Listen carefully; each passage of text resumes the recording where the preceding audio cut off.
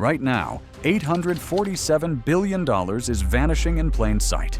Thousands of trucks ready for sale, just sitting unused in lot. And no one's telling you why. Drive past any auto mall and you'll see it. Acres of trucks that won't move. But here's what nobody's talking about. Every sunrise costs dealers thousands. Inventory has flipped from asset to liability, and that bill is about to land on your doorstep. What happens when Wall Street marks those trucks down to reality? Why did regulators pour fuel on the fire? And what comes next if nothing changes? The billion-dollar graveyard, $847 billion. That is the number stamped across headlines and whispered in dealer backrooms. The staggering value of trucks and SUVs sitting unsold across America. Drive past any regional auto mall and you see the same spectacle. Acres of polished chrome that gleams like a mirage yet refuses to move. At Heritage Ford in Omaha, the sign still hangs, but the showroom is dark. Auctioneers sell diagnostic computers for pennies, cafe furniture for scraps, even the American flag for $12. Generations once bought their first truck here, but the final sale was a used coffee pot. Families who survived the Great Depression and 2 world wars could not survive 2025. A year defined not by scarcity, but by excess. What once symbolized freedom of the open road has become a graveyard of inventory, an $847 billion mausoleum where value evaporates daily. Each idle truck bleeds cash, and the real story begins at dawn when the ledger resets against the dealer. Every sunrise costs money. Imagine waking up $4,200 poorer than when you went to sleep. That is the reality for dealers financing massive lots of unsold trucks. Floor plan interest, once a manageable background expense, now devours balance sheets. In a healthy market, 60 days of inventory is standard. 90 is trouble. Today, many stores report 340 days of stock or more. Each sunrise does not bring new customers, but a deeper hole in the ledger. Mike Rodriguez, who runs a Chevrolet store in Phoenix, explains that his monthly overhead sits at $156,000, whether he sells 1 car or 300. Last month, he sold 18. Dealers describe this as a countdown clock. Every day, the bank siphons cash while trucks sit idle. Batteries draining, tires flattening, paint fading. Inventory has shifted from asset to liability, an albatross weighing heavier with every tick of the clock. Slashing stickers looks like salvation until the math shows liquidation is its own slow death spiral. Slash the price, lose the war. What if discounting your way out of trouble only deepened the wound? Across the country, desperate dealers are liquidating trucks at 40 to 50% below cost. One Silverado that once carried a sticker of $65,000 leaves the lot at $32,000. The dealer loses $18,000 on paper, but escapes the daily bleeding of interest charges. Yet the paradox is brutal. Selling at a loss reduces inventory, but also erodes brand value, poisons used car residuals, and signals to buyers that patience will yield fire sale prices. Meanwhile, pickups sit with the highest days supply in the market. Some models measured at 140 days or more when 70 would be considered manageable. The trucks are simply too large, too thirsty, and too expensive for households already crushed by mortgages and groceries. Selling cheap does not restart demand. It only proves the collapse is systemic. Policy decisions soon collided with showroom chaos, turning discounts into detonators for the entire market. If you're feeling the weight of this collapse already, take a second, hit the subscribe button, and share your thoughts in the comments. Policy met product, and the sticker screamed. The collapse might have been survivable if policy had steadied the wheel. Instead, tariffs and regulatory shifts jolted the industry. Import duties designed to punish rivals raised production costs by $4,000 to $8,000 per vehicle. New emissions requirements layered additional expense, while subsidies steered corporate strategy toward electric trucks consumers were not ready to buy. The result was chaos. Dealers slashed prices one week, only to hike them the next when shipping invoices arrived with tariff surcharges. For manufacturers, the safest move became consolidation, closing marginal franchises rather than propping them up. For buyers, the effect was clear sticker shock at precisely the moment trust was already cracking. Policy that was meant to protect the American auto industry instead exposed its softest underbelly. Just as the rulebook seemed shattered, consumers rewrote it entirely with choices no executive predicted. From dream truck to mortgage on wheels, the pickup was once the American dream on 4 wheels. Now it feels more like a 30-year mortgage strapped to your driveway. A new full-size truck easily crosses $80,000 when optioned with leather interiors, infotainment screens, and towing packages. Families stare at monthly payments that rival their rent. 1 out of every 5 buyers now faces 4-digit installments each month, and the stress is not just financial, it is cultural. The truck that once symbolized independence now represents debt servitude. At kitchen tables across the Midwest, parents argue over whether to repair an older model rather than commit to 7 years of crushing payments on something new. Even loyalists to Ford or Chevrolet admit the trucks have outgrown their wallets. Customers are not rejecting mobility. They are rejecting the price tag that comes with it. Manufacturers gambled on electrification as the rescue plan, but the launch didn't ignite. It sputtered. The EV detour, the future of pickups, was supposed to hum quietly on battery packs, but instead it stalled at the charging station. Ford announced bold plans for the F-150 Lightning, yet quickly throttled production as buyers hesitated. General Motors delayed its electric Silverado, pushing factory ramp-ups back nearly 2 years. Early adopters complained of towing ranges that collapsed under heavy loads, turning a work vehicle into a weekend toy. The average sticker soared past $70,000, making EV trucks as unreachable as their gasoline cousins. Fleets experimented, but retail buyers balked. It was the cruelest irony. The technology arrived, but the appetite did not. Customers who might have accepted high payments for proven engines refused to do so for uncertain batteries. Dealers who invested in charging stations discovered them gathering dust, while unsold electric pickups sat beside the unsold gasoline ones, doubling the crisis. With electric trucks sputtering, even traditional dealerships that once thrived on volume now found themselves collapsing faster than ever. The spreadsheet that kills small towns. When a dealership dies, it does not just vanish from the map, it tears a hole in the fabric of its community. In Broken Bow, Nebraska, Morrison Motors once employed 47 workers, sponsored the high school football team, and provided steady donations to local causes. When it closed, the ripple effects devastated the town. The local cafe across the street lost its best customers and shut its doors. The parts supplier laid off drivers who no longer had deliveries to make. The town bank watched its auto loan business collapse. By the mayor's count, more than 200 jobs vanished in a town of 3,400 people. Residents now drive over 100 miles to reach the nearest service bay, and many have simply abandoned new trucks altogether. A spreadsheet in Detroit may record dealer rationalization, but in rural Nebraska it means unemployment lines and shuttered storefronts. And yet, manufacturers were not finished. They would choose to accelerate this collapse on purpose. Fewer dealers, same targets, new map. The painful truth is that automakers are not merely victims of market collapse. They are architects of a leaner, harsher network. General Motors has already announced plans to cut dealer counts by nearly 40% within 2 years. Instead of patching up struggling franchises, they are consolidating sales into fewer megastores with broader territories. From their perspective, fewer dealers mean lower support costs, streamlined marketing, and more direct control. For the families losing multi-generation businesses, it feels like betrayal. The new map of automotive retail will feature gleaming urban showrooms and online portals, but it will abandon small towns and suburbs entirely. Rural customers who once relied on nearby dealers will face service deserts, eroding brand loyalty as convenience evaporates. This is not the invisible hand of the market. It is the deliberate strategy of corporations narrowing their focus to survive.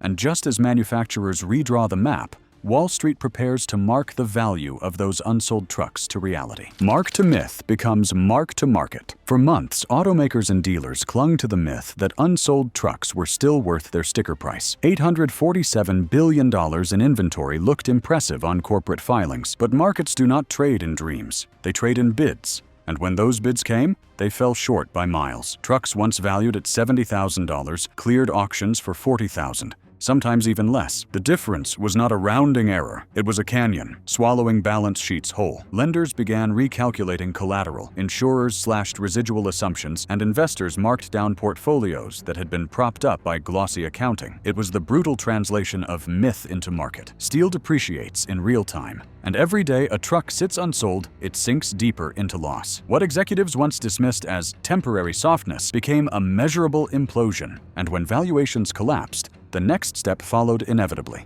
Banks stepped in to protect themselves. The bank that loved trucks! Until Tuesday. One day, lenders treated pickup inventory as safe collateral. By Tuesday, the mood flipped. Overnight, floor plan lines were reclassified as high risk, and dealers who had relied on steady credit for decades faced abrupt calls for more cash. Interest rates that once sat near 4% spiked into double digits in less than a year. A Chevrolet dealer in Texas described it bluntly: "My banker hugged me on Monday and froze my account on Tuesday." The betrayal felt personal because for small-town dealers, banks were not faceless institutions. They were neighbors, Little League sponsors, and church elders. But numbers overrode friendships. The collapse in auction values made every truck on the lot look toxic, and banks had no choice but to raise the cost of survival. Dealers were left scrambling, some selling property, others cutting staff, just to stay afloat. As the banks clamped down, automakers themselves had to confront a grim reality. Their trucks needed to change, and fast. Decontent, retrim, reprice.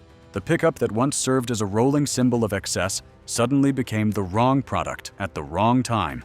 Automakers responded with emergency surgery. Options lists were slashed, chrome packages disappeared, and premium infotainment systems gave way to stripped-down work trims. Engineers were told to design hybrid drivetrains that could stretch fuel economy, even if it meant sacrificing horsepower. Configurations shrank from dozens to a handful, simplifying production while cutting the risk of unsold variety. A vehicle once marketed as a luxury lounge on wheels was being rebranded as a practical tool again.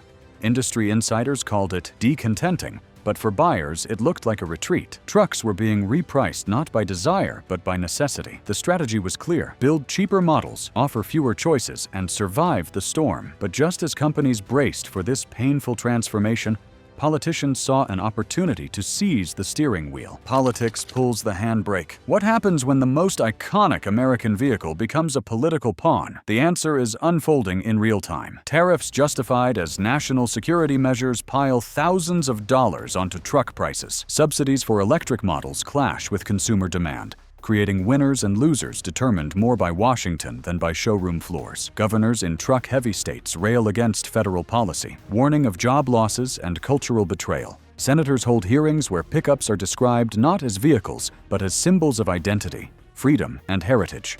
The political theater intensifies the market implosion because each speech or tariff announcement sends shockwaves through production plans and consumer confidence. Buyers do not know whether to wait for credits, brace for surcharges, or abandon new trucks altogether. The fight has left the factory floor and entered Congress, where the next twist is already gathering momentum. And the people most ready to push back are not investors or dealers. They are the unions and workers whose livelihoods hang in the balance. Labor won a contract. The market took the hours. In late negotiations, unions fought tooth and nail for better wages, stronger pensions, and clear protections. They walked away with signed contracts that looked historic on paper. But what good is a contract when the factory floor falls silent? Across the Midwest, line workers who expected overtime after their victory instead found themselves sent home early. Plants cut shifts, scaled down output, and left thousands of employees staring at pay stubs that shrank by the week. One worker in Michigan described it with bitter irony: "We won the battle and lost the hours." The trucks simply were not selling, and management refused to build what could not be moved.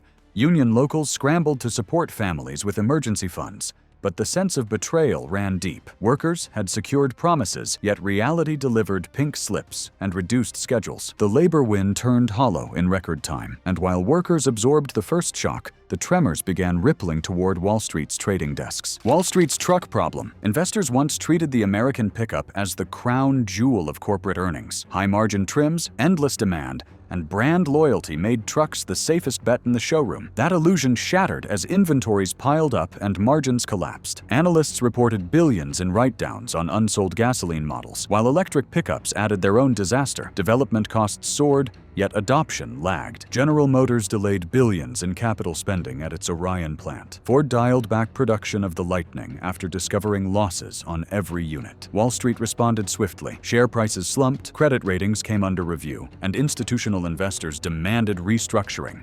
The truck, once an investor's darling, became a liability weighing down entire portfolios. Quarterly calls shifted from celebrating record sales to explaining why bloated inventories had not yet bankrupted certain divisions. The tone was unmistakable: panic behind polite language. And just as investors recalculated their losses, ordinary consumers began rewriting the rules of car ownership itself. The ownership rebellion. For decades, automakers trained buyers to believe in constant upgrades. Every 3 or 4 years, a new model, a new loan, a new badge. That That cycle has broken. Families are now keeping vehicles for 12 or even 15 years, squeezing every mile of value before daring to step into a showroom. Repair shops that once struggled for business are now booked solid for months, replacing engines, fixing transmissions, and extending the lives of older trucks. Consumers compare the monthly cost of a car loan to the one-time cost of a repair and choose the wrench over the bank every time. A father in Kansas explained that he would rather spend $2,000 replacing a transmission than sign up for $800 a month in payments he cannot guarantee. This is not frugality, it is rebellion. The market's foundation, built on perpetual churn, is collapsing under the weight of consumer defiance. And with the old playbook discarded, the map of the automotive future is being drawn in entirely new lines. You've followed the story through collapse, finance, and rebellion. Now don't miss what's coming next. Tap subscribe and turn on notifications because the next reveal could reshape how you protect your money, your choices, and your future. If you skip it, you'll be left behind. After the apocalypse, the map. The landscape emerging from this collapse will not resemble the dealership rows of old. Instead, it will be leaner, sharper, and far less forgiving. Traditional dealers are shrinking into extinction, replaced by online-first platforms, manufacturer-owned showrooms in large cities, and independent lots catering to used trucks with proven reliability. Where once there were thousands of mid-sized stores, there may soon be only a few hundred megacenters backed by corporate giants. Rural America will face transportation deserts, while metropolitan buyers will click to purchase rather than haggle in person. Automakers will shift from building every possible trim to focusing on smaller, hybrid, and affordable work trucks. Consumers, in turn, will prioritize longevity and cost of ownership over status symbols. The truck market of the future will be narrower but still alive, reshaped by necessity rather than choice. And for those watching closely, the next video will reveal the short-lived bargains buried in this chaos, the apocalypse pricing deals you cannot afford to miss. This isn't just another market story. It's a turning point that touches your wallet, your job, and your future. You've seen the collapse, the fallout, and the rebellion, but the next chapter is still being written. And you need to be ready. Hit that subscribe button right now, because the next video will reveal the short-lived opportunities buried inside this chaos. Turn on notifications so you don't miss the deals, the warnings, and the strategies that could make all the difference. Stay alert, stay ahead, and don't let this moment pass you by.